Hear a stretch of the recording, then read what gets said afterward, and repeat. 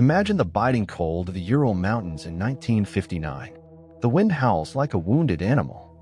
You are part of a group of 9 experienced hikers, led by Igor Dyatlov. You are young, strong, and prepared for the sub-zero temperatures. But something happens on the night of February 2nd. Something so terrifying that you slash your way out of your tent from the inside. You don't even stop to put on your boots. You run into the freezing darkness in your socks and underwear. Visualize the glowing white snow illuminated by a pale moon. The hikers are found weeks later, scattered across the slope of Koletskaya, the mountain of the dead. Some died of hypothermia, but others have injuries that defy logic. Broken ribs without a single bruise on the skin. A skull crushed by a force equal to a car crash. And most hauntingly, one woman is missing her tongue and her eyes. Every crime leaves a trace, but the traces on this mountain point to a force that is not human. This is the start of a dossier that has baffled scientists and detectives for decades. It is a messy and unsolved descent into a frozen nightmare where the laws of physics seem to break. The tent in the snow. The investigation begins at the campsite. The tent is collapsed and covered in snow, but the vertical slit in the canvas tells a story of pure panic.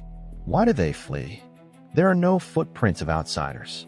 No signs of a struggle with local tribes or wild animals. The hikers walked calmly at first, then began to run toward a cedar tree a mile away. Visualize the searchers finding the first 2 bodies by a frozen fire, their hands charred as if they tried to climb the tree to escape something underground. The clinical reconstruction of the trauma is the core conflict. How do you break a man's ribs from the inside out without damaging the soft tissue? Forensic experts call it internal pressure. This is a deep criminal dossier built on environmental and perhaps military sabotage. Some say it was a secret Soviet weapon test.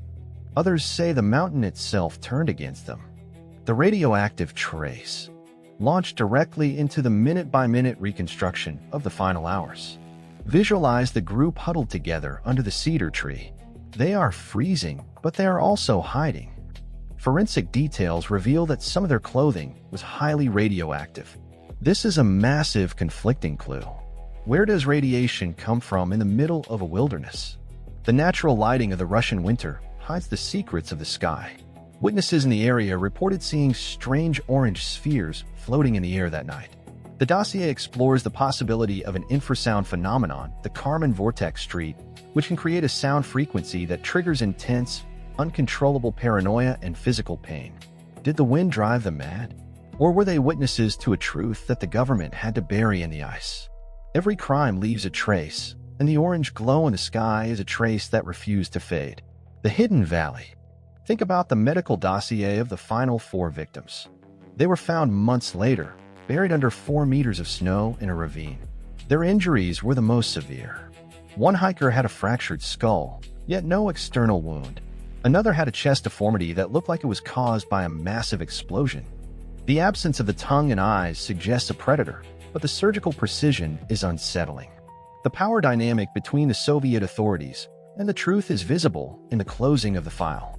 They labeled the cause of death as an unknown compelling force.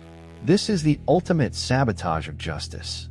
The intense expressions of the families who were told to keep quiet are a testament to a mystery that is frozen in time. Every crime leaves a trace, but some traces are erased by those who hold the files.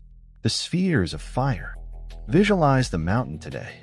It is a place of pilgrimage for those obsessed with the unknown.